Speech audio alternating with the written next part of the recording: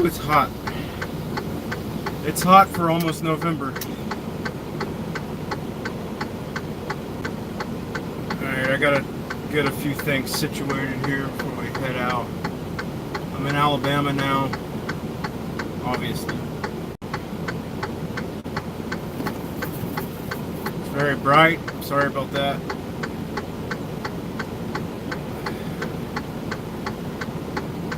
I gotta get caught up on the paperwork side of things, and then we'll head out.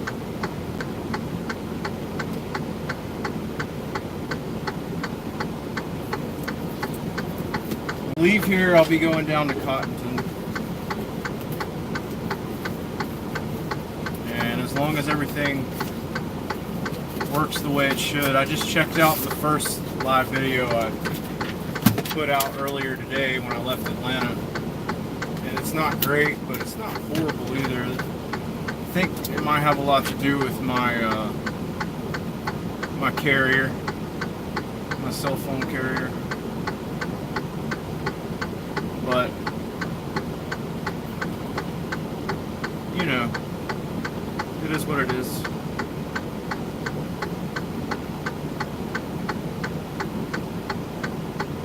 Right now, I'm filling out the information for this load, so I'll have paperwork to hand in when I get down to the mill.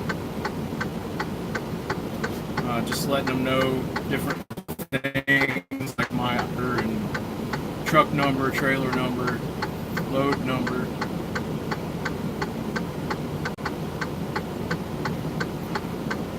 Which, by the way, I gotta get the load number.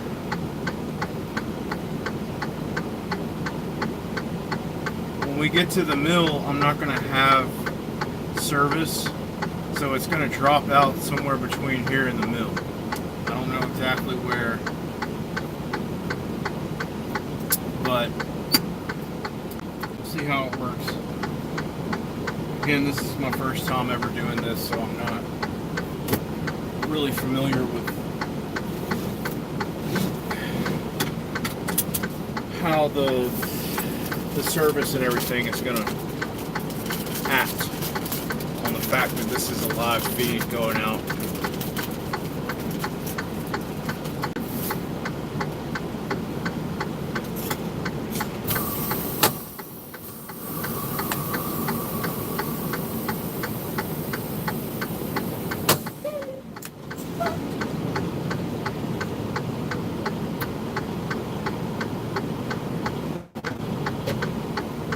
Checking my tandems to make sure they're locked in place, because they weren't.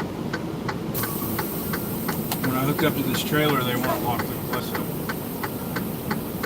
Usually they are, but you always have to check, along with the tires and the brakes and everything else. You got to check all that stuff when you pick an empty trailer up, or a loaded trailer, for that matter. I'm going to keep the camera on me until I stop down here, because this is probably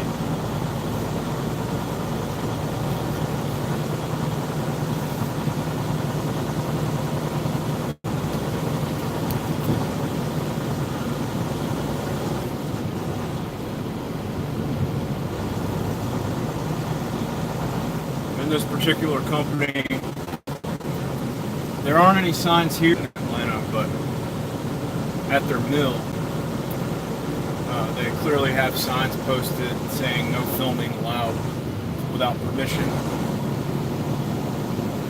So I can't film on this property. Well, I can't film on the one in Cottonton. I don't know about these. Alright, I'm stopped, so I pushed the button on the screen. The truck wasn't moving when I pushed it.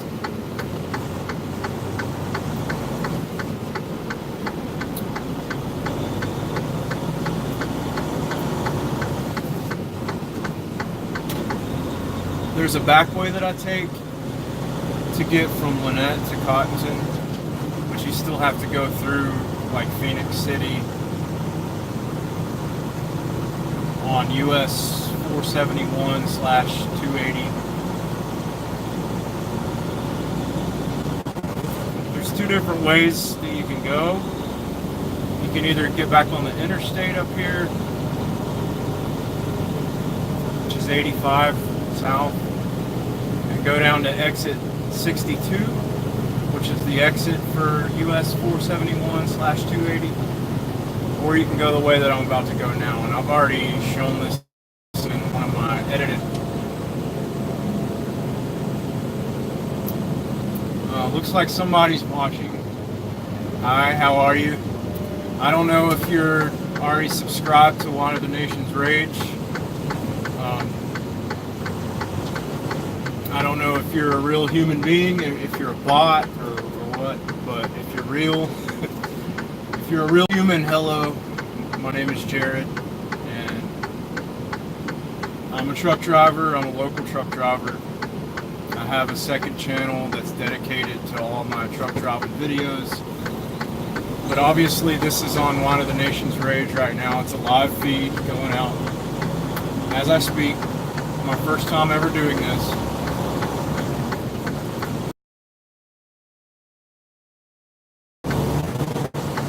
So, if you're wondering where this is Lanett, Alabama. It's right on the Georgia line. I'm about to head south and a little bit west, but more south than west. Taking some back roads. This here, I think is Valley Road. I'm not positive about that, but there's a county road up here on the right. It's called Lee County Road 379. It's a legal truck route. I'm about to take it to US 471 and continue to head south from there. I'm going to a paper mill to pick up a load, and I'm bringing it right back here where I'm leaving now, to Lanett, Alabama. Thanks for joining me. Thanks for hanging out. If you want, if you really are real and you're watching, I see the little icon that says 1, where it's got a little silhouette of a person. It says 1. So I'm assuming there's one person watching this. If you are watching and you want to leave a message, or you have any questions, just leave a message if you know how to do that. Sorry, I can't show you how to do that. But if you have any questions, just let me know, and obviously later on I'll read your message. Try to answer it back the best that I can when I'm not driving. If the stream falls out, I apologize. I'm headed to an area in Alabama where, it's Bumbleville. There's nothing out there, really. There's a few small towns, but obviously, I don't have Verizon, I have Sprint. I'm doing all this on my phone.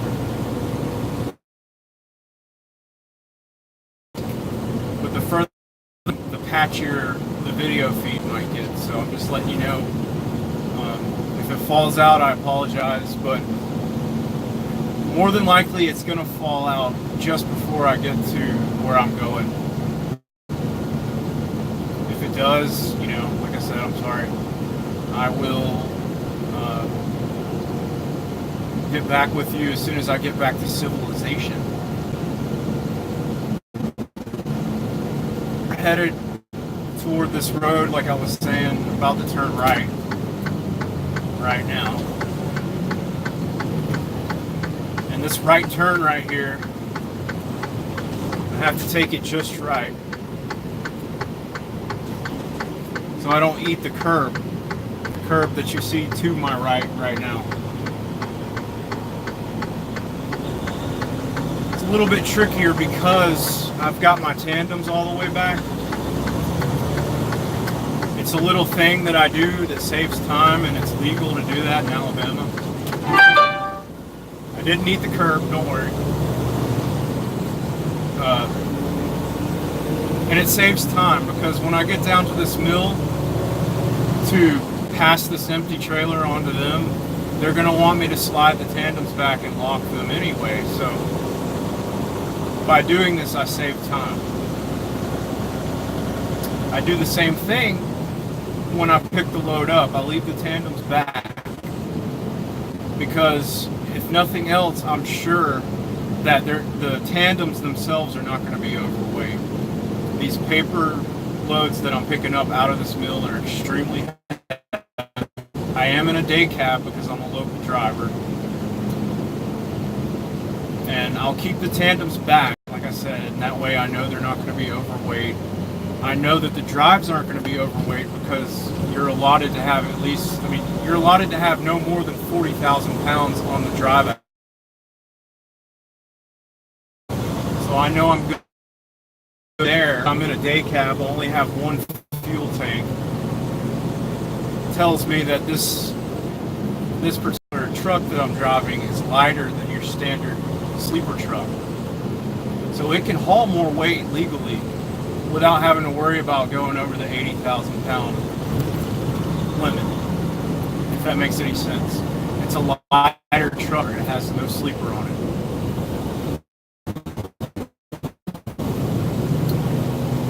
But back to this road. This road is very tranquil, it's very peaceful. It's a nice country road, and it's nice to look at during this time of the year. I enjoy going down this road. I usually go down this road every day. It does get a little bit hectic sometimes. There's a lot of blind intersections and blind corners on this road. And I will be taking this load on my way back up from the mill. So obviously I'm going to be heavier at that point, and it's going to be a bit more of a traverse on this road once I'm loaded.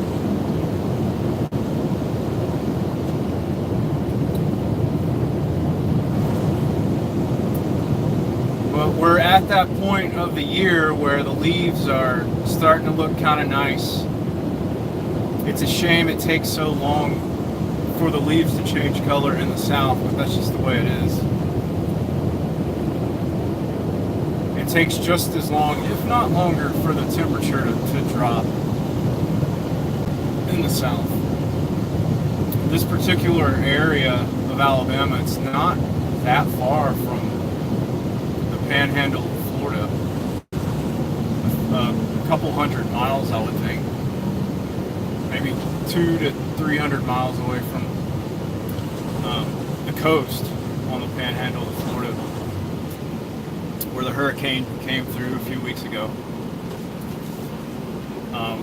We might actually see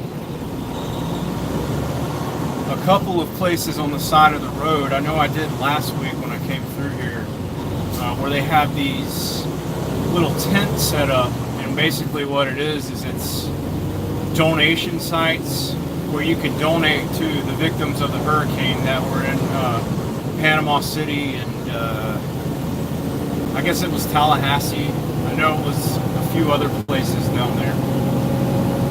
But they're close enough that they actually have locations where you can stop and donate goods to the victims of the hurricane.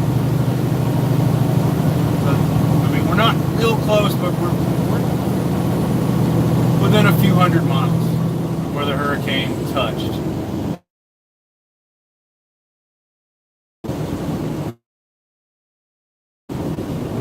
I have an assumption that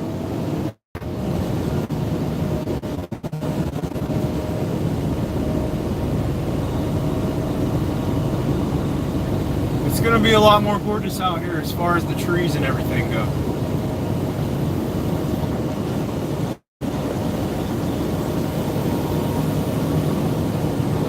Sorry, I know you don't want to look at my ugly mug, but it just dropped out on me, so.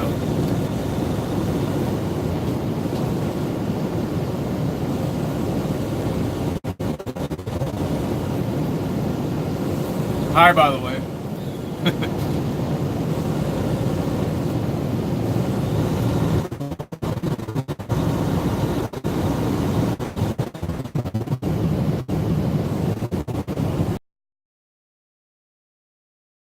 It's such a nice break from all the heat, the summertime down here.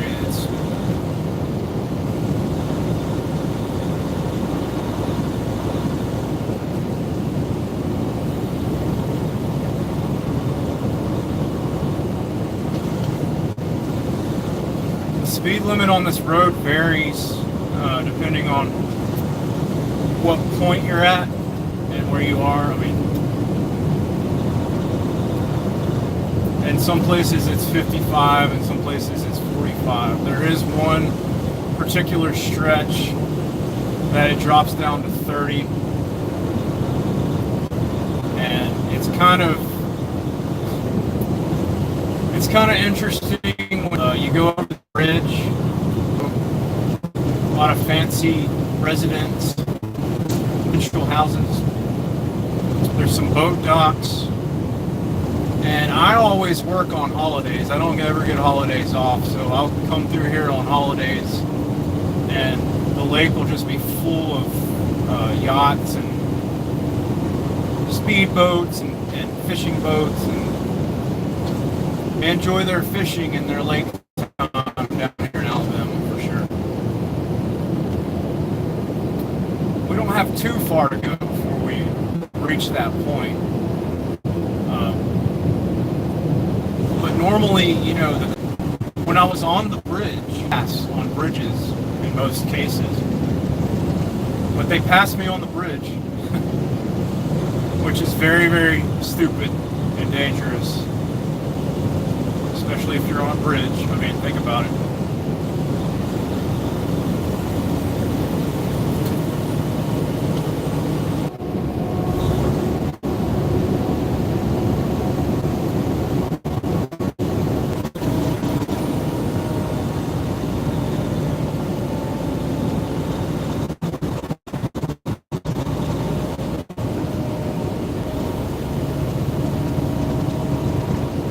It says I have 2 viewers at this point. That's awesome. I hope this is entertaining. Sorry I can't, you know, entertain you any more than this, but obviously I have to keep my eyes on the road. I have to concentrate on driving. Usual things that come with driving a truck. So like I said before, I don't know if the person that has been here all along, I don't know if you left a message or not, but it would be awesome if either one of you would like to leave a message just to let me know that you're actually watching, because I don't know a whole lot about live streaming. This is my first day ever doing it, like ever. There's a truck that's about to pass us right now, and he's got the same job that I have. He's doing the same thing I'm doing. He's one of my co-workers. We have a fleet of drivers that do this. It's a dedicated route. It's considered local. Some of the drivers live in Alabama. Most of us live in the Atlanta area. And this is what we do every day. We have a dedicated route. It doesn't ever change. It's definitely not the most interesting thing you can do in a truck, but it is convenient because it's local, and you get to be home 2 days out of the week, and you get to go home at night out of the week, and you get to go home at night. Now, in exchange for that, you're working more. Like I work more now that I'm local than I ever did when I was over the road, ever. So it's kind of ironic. I'm seeing my family less now than I did when I was over the road, because at least, you know, whenever I was over the road, I saw my family more. I spent more time at home in between working than I do now. Right now I work about 13 hours a day on most days, and I work second shift. So when I do get home, my family's already asleep. Like normal people would be, you know.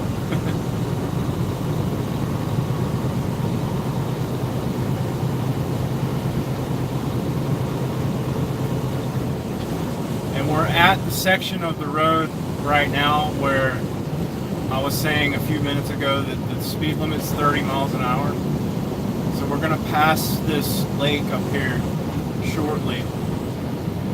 I hope everything's going good on the stream. I hope you can actually eat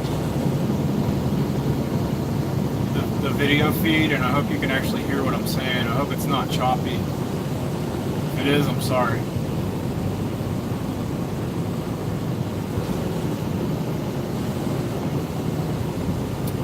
There's a few blind curves, and then we go down this hill that you see up here, and then not long after that we'll be going across the bridge.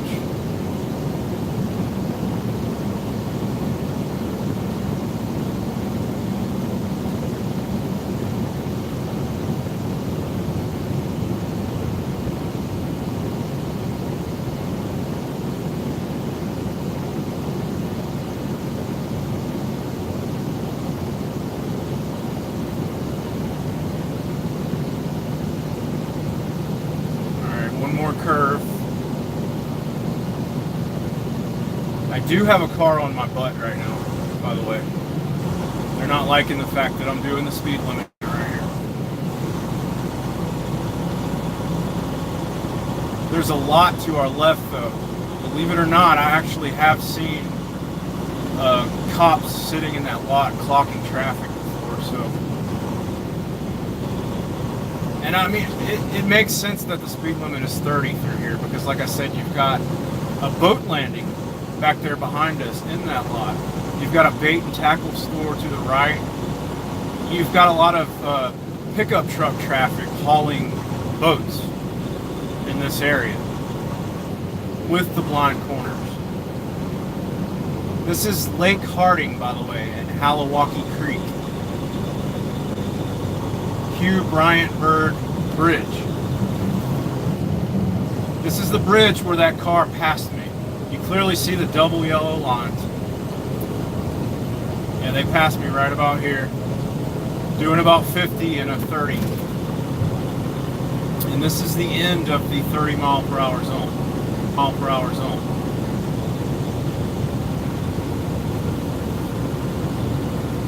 So it goes back up to 45 right here.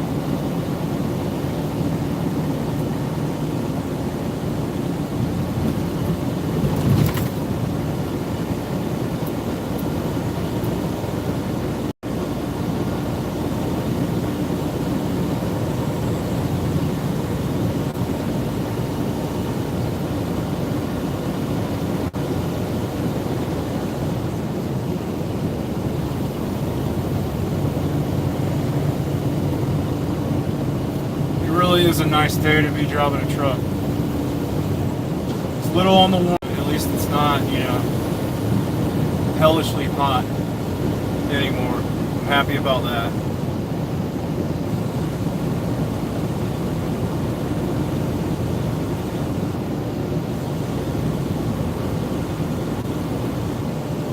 Fire station up here on our left. That always seems to be closed. There aren't ever any cars there or anything. A country market. It's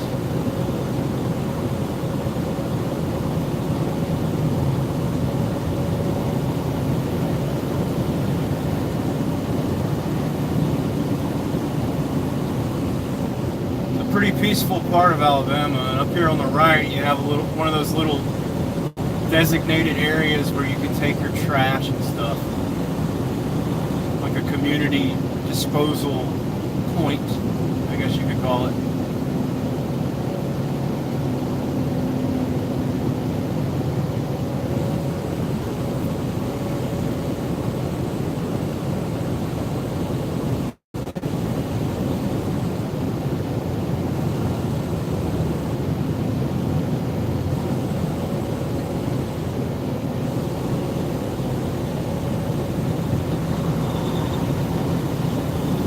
Going up again to 55 miles per hour right here.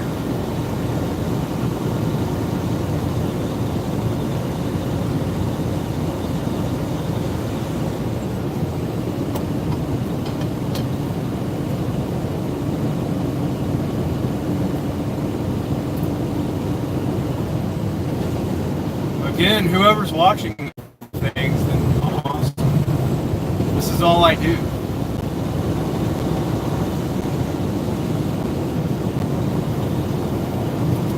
All day, every day.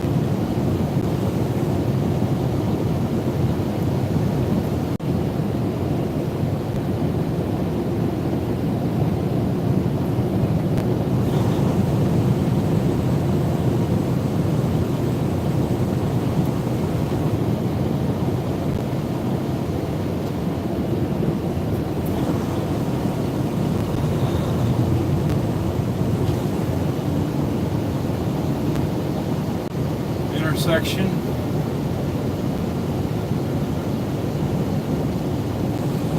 Got that caution light up back there.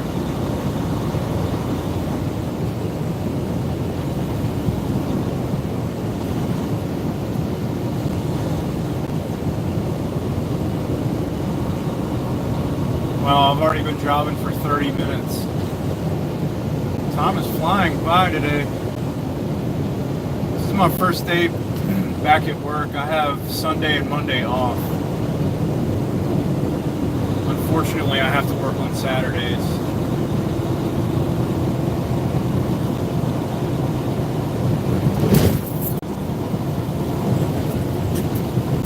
There's not a lot of truck traffic on this road, but every now and then you'll pass some trucks. Most of the trucks that use this road are doing what I'm doing.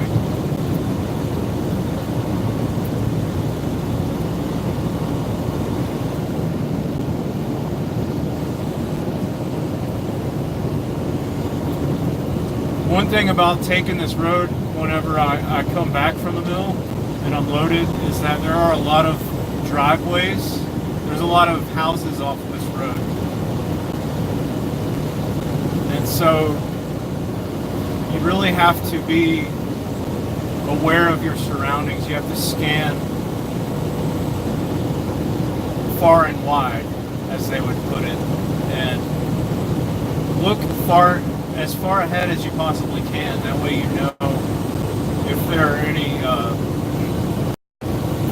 potential people that may pull out in front of you if they don't see you. So what I normally do is I'll check every driveway that I pass, because you never know. These people, some of them could be at home during the day. They might be going to get their kids from school. They might be going to get groceries or doctor appointments or you name it. So they could be, trying to leave their places of residence at any point. And here I am in this huge truck weighing almost 80,000 pounds. And the speed limit on this road, like I said, in most places it's 55 miles per hour. So just imagine, the road that you live off of, these trucks all day doing 55 miles per hour. It's kind of hectic. I don't live off of a main road like that, so I'm pretty sure that, I'm pretty sure that they probably have a higher awareness than the average person would, as looking left and right before they pull out of their driveway. They're probably used to it, in other words. But I don't know. I try to be as defensive as I can.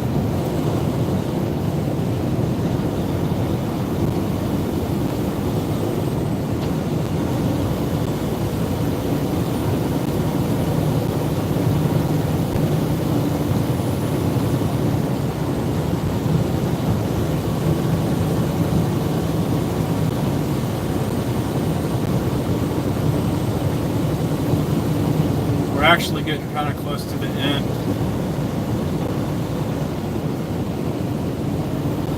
Right here, there's an intersection up here, red light intersection, that brings me out onto US 471. I'm going to turn left, and then we're going to be heading pretty much due south toward Phoenix City. I have to drive through Phoenix City and jump on a different US route. I think it's US 80. Be turning right on US 80 and going down a couple miles and taking a left at another red light, which puts me on Alabama 165 south. And somewhere on that road, I guarantee you, I'm going to lose service. If it doesn't happen before that point, it's definitely going to happen on that road. And that's another interesting road.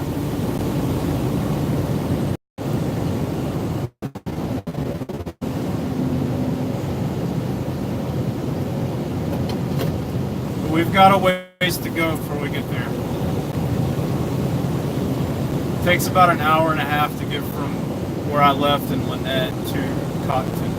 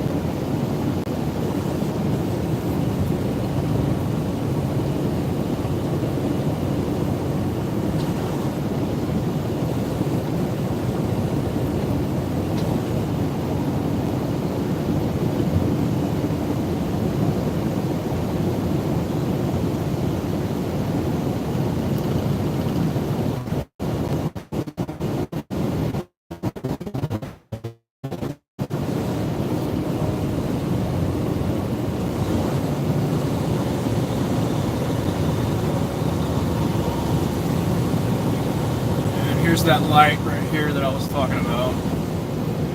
Turning left.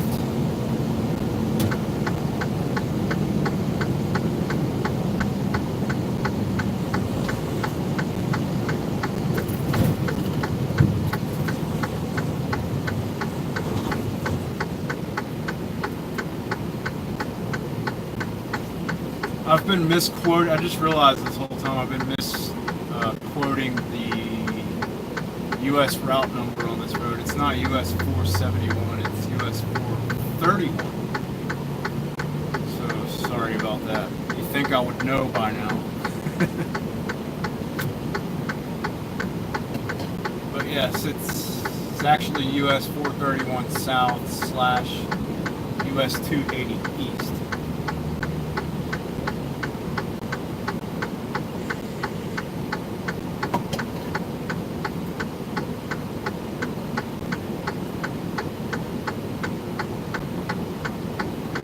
And the road we're about to get on, which I just named, is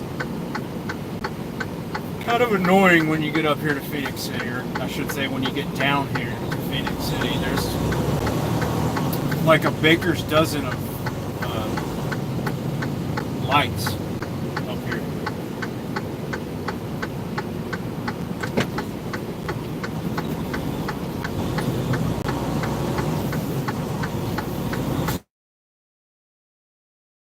Use their signal. Thank you. And there's something about the lights in Alabama, I just don't like them.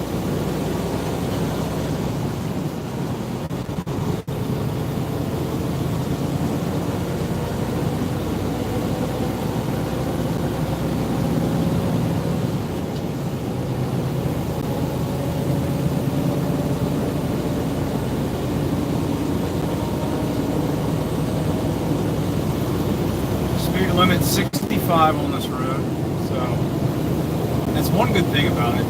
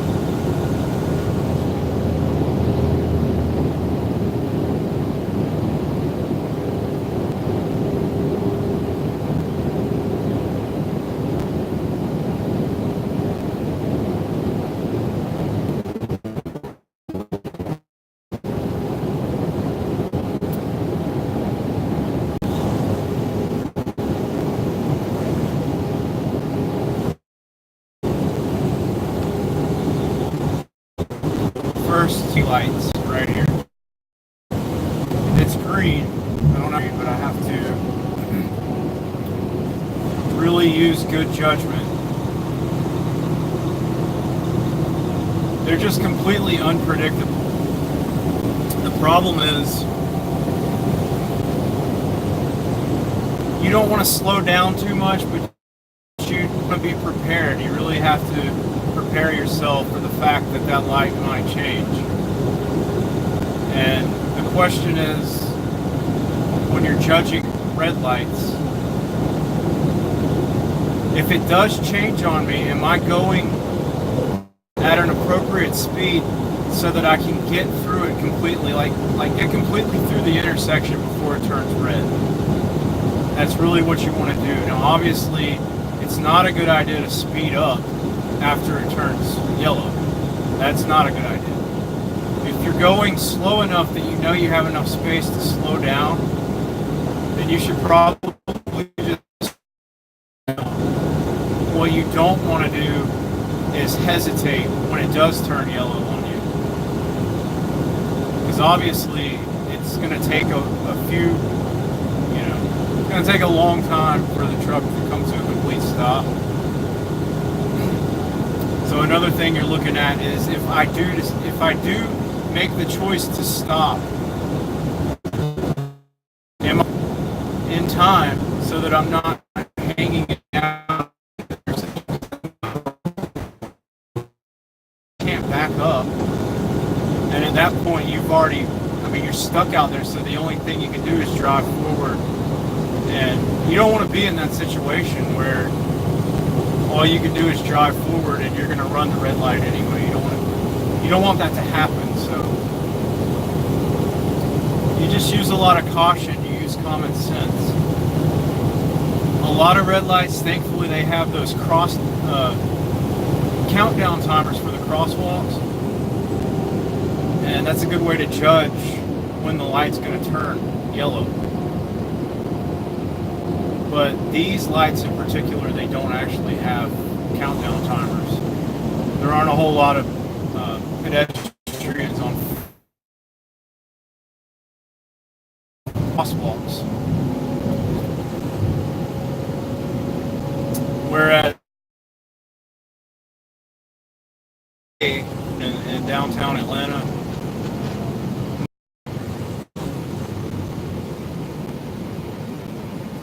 those things will save your life. Wow, that light didn't stay green for long at all.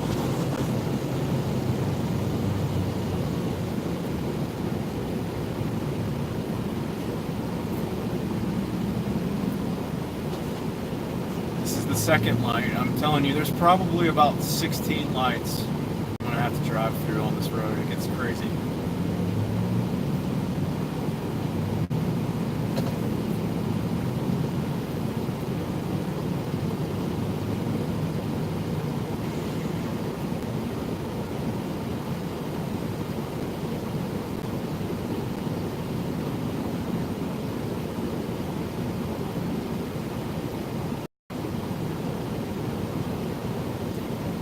By the way, I'm thinking that the stream could drop out at any point from this point onward, so if it does, like I said before, I apologize. And if I don't get a chance to thank you in the future, then I thank you for watching up to this point. I really have no control over it.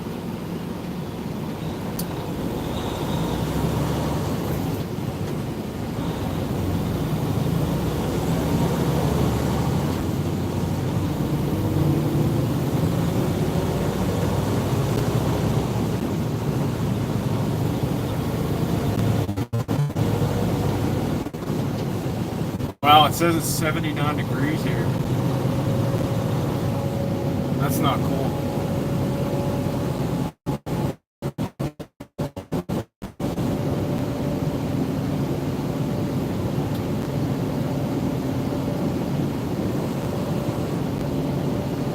Come on, it's almost November. Why is it 80 degrees outside?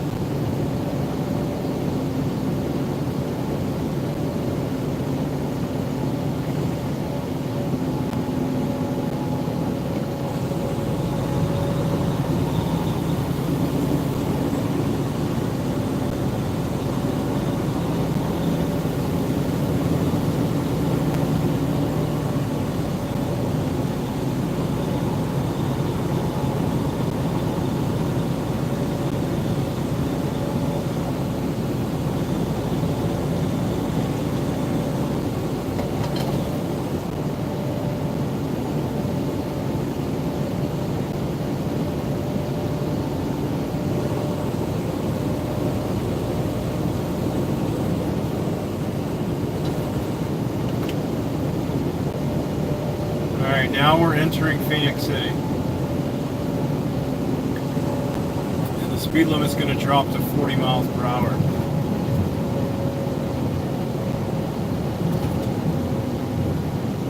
There's a light at the bottom of this hill right here. Meaning that if I were loaded, this would definitely be another intersection where I have to throw some extreme caution. Coming down this grade, if the light were to turn yellow at about this point right here, I'd have to make sure that I was at the appropriate speed so that I could stop by the time I hit this line right here.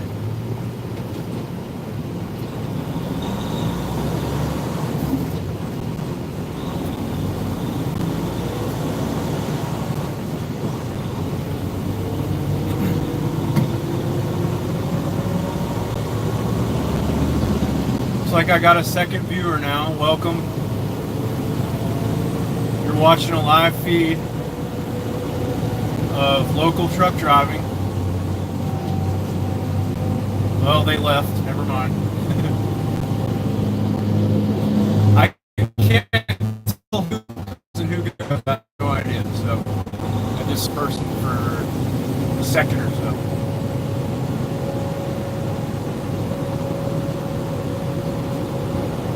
The light turned yellow on me, but I had enough time to get through it.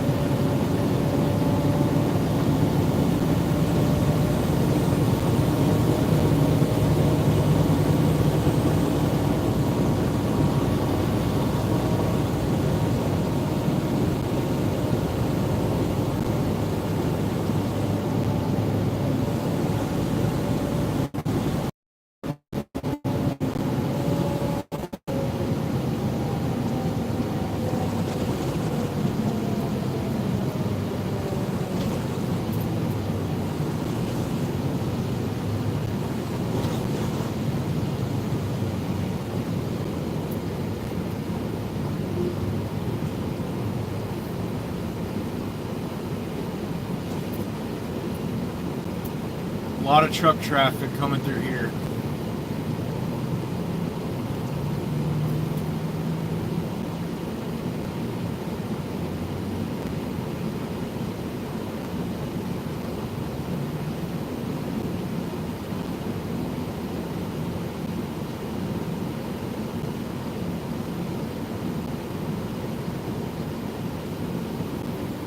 Person in front of us is from Mississippi.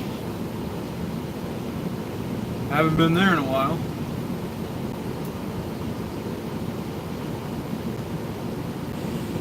You know what's crazy about Mississippi and Louisiana is they get tornadoes in January.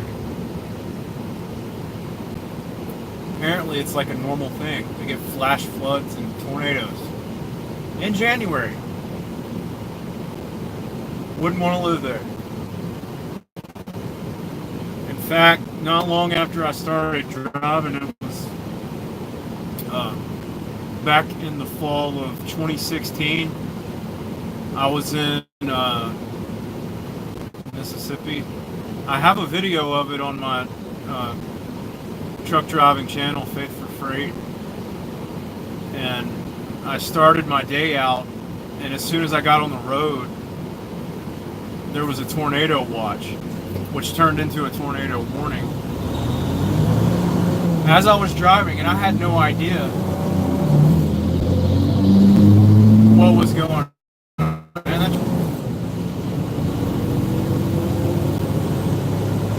So as soon as I got on the road that morning, there was like a torrential downpour,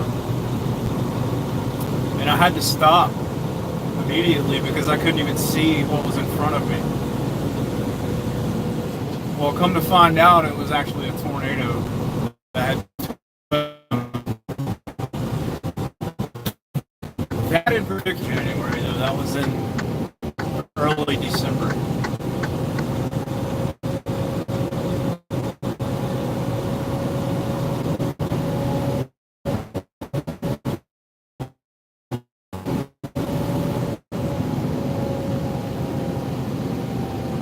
Looks like I'm gonna have to stop at every one of these lights today.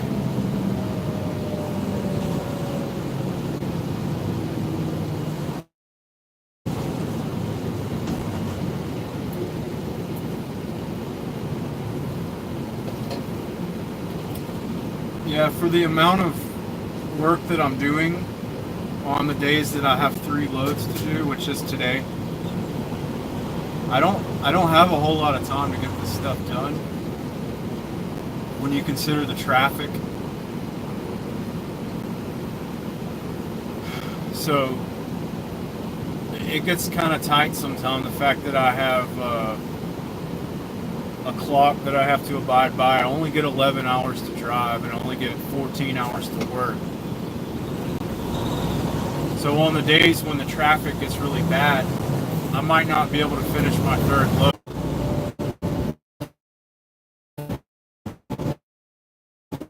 I don't really know what it's going to do. I'll just give it a second before I continue with what I was saying.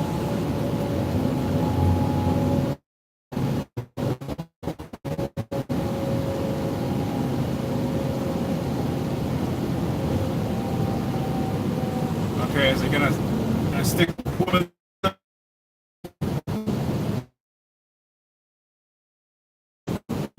As you probably already know,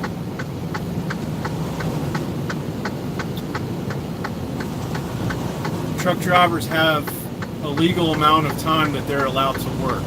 Okay. So in an 8-day period, you have 70 hours to work. Well, with this particular job, I might have days that I work 65 hours in 5 days. Which, if you think about it, is pretty.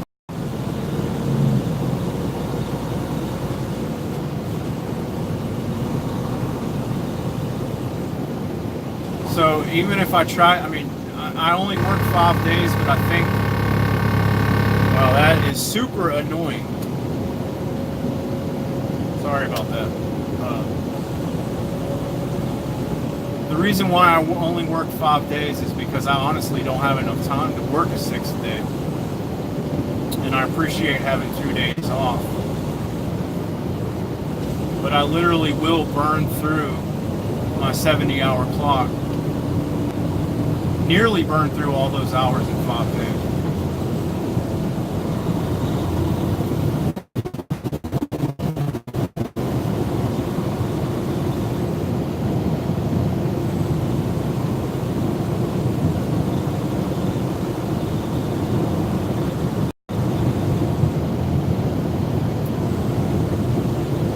I like working locally. I prefer it to working over the road. I've done both.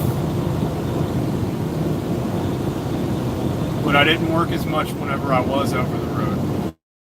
The trade-off is you're sitting in a truck a lot doing nothing when you're over the road, and I don't like that. I would rather work more and get to go home and not have to sleep in the truck. Eventually, what I'd like to do is I'd like to find a job that's local where I'm working no more than 10 hours a day and still making decent. And I know there are jobs out there that are available that fall into that criteria. I just am yet to find any. I miss working 40 hours a week, though. That's the one thing about truck driving, is that you're going to work more. And it's not a physically demanding job, other than the fact that you do inspections on your vehicle, and sometimes it can be kind of physically intense to hook up, like connect and disconnect the trailers. Sometimes you have to crank the trailers up and down to get them to go into the 5th wheel on your truck and get everything connected the way it's supposed to be. But the thing about it is, it's not really a physically demanding job, but it's a mentally taxing job.